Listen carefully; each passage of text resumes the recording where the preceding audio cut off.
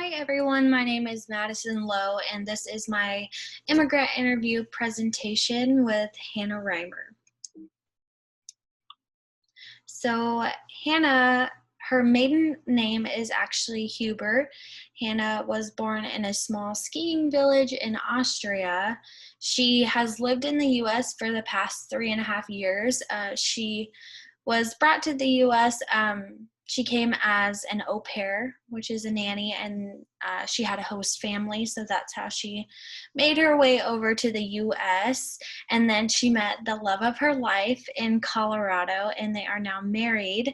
So she is very new to the US and the many customs and different cultures that we have. So Hannah's first learned language was German. At home, her and her family spoke German and an Austrian dialect of German. It was funny, Hannah had described to me that if someone only spoke German and came into their home, they would not understand what Hannah and her family were saying because it's so different. So that's an interesting little fact. Hannah identifies herself as Caucasian, Austrian, and Czech. And I have a map coming up here.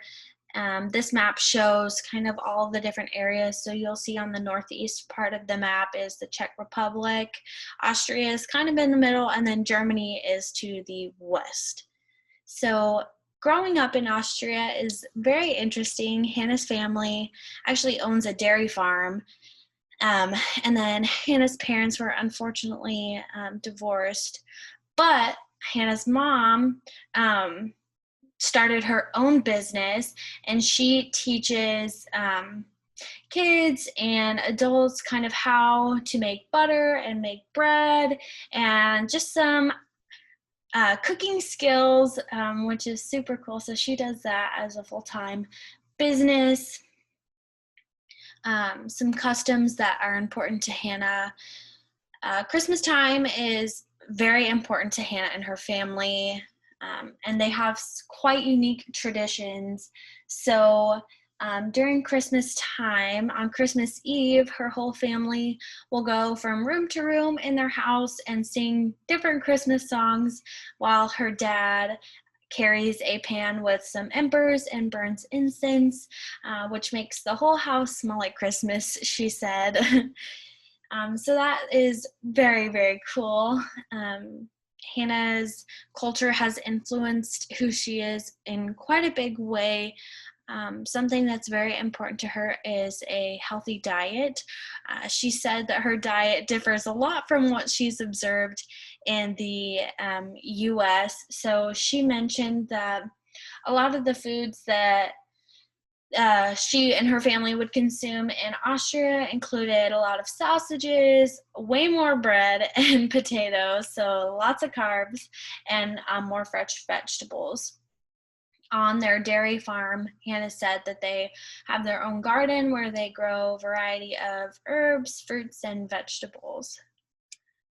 So Hannah's view on healthcare, Hannah turns to her new spouse, her two close sisters, or her parents in times of need.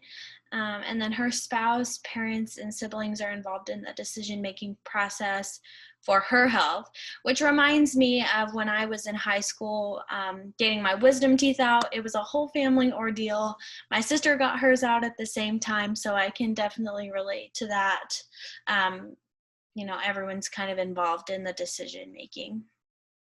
Hannah is the only member of her family that lives in the US. The rest of her family is still in Austria. So this makes it a little bit difficult for her to offer the help that she normally would.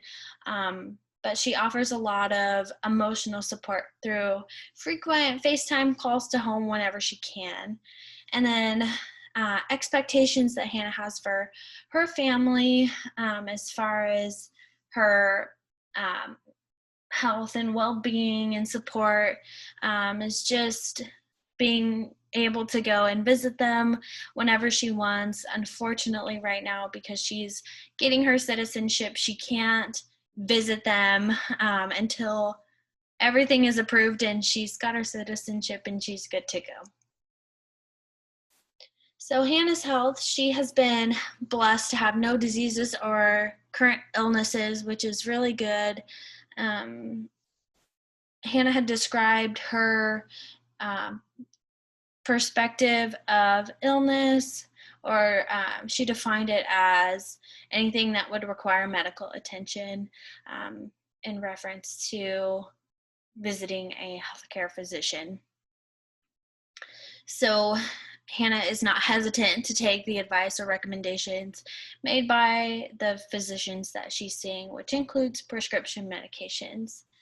So the traditions of healing in Austria are a little bit different in that Hannah mentioned that it's very common for the elderly community in Austria to rely on household remedies to cure diseases or illnesses. Um, Hannah likes to stay healthy by eating clean, which we had previously discussed. High consumption of fruits and vegetables and fresh, organically grown foods, and then also maintaining consistent exercise and fitness.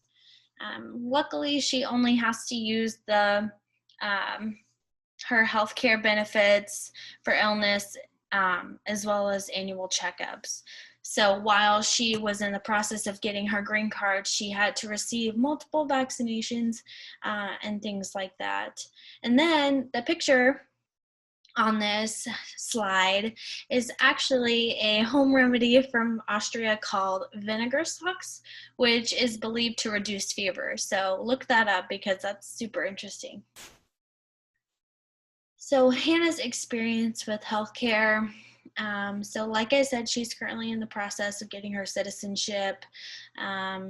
She has to obtain vaccinations and maintain regular healthcare checkups, and then she cannot leave the country until her application has been processed. So as soon as she can get that processed, she'll be on her way to Austria to visit her family again. Healthcare in Austria is provided to all individuals who are employed. This insurance is called social insurance. It's provided by employers to individuals, and they pay through their salaries.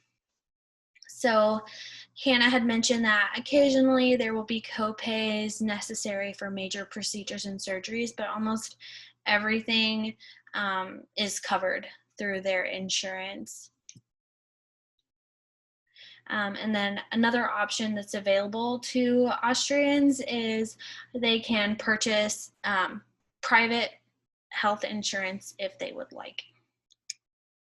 So here's a really good resource that I just wanted to provide a link to for anybody that's curious about Austria's healthcare system.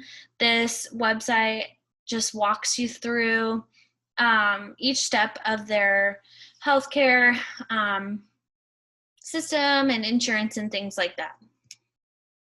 So this is Hannah and I. We did a quick FaceTime call to go through, the interview and the questions, and she's such a sweet gal. So thank you everybody for listening. Have a great night.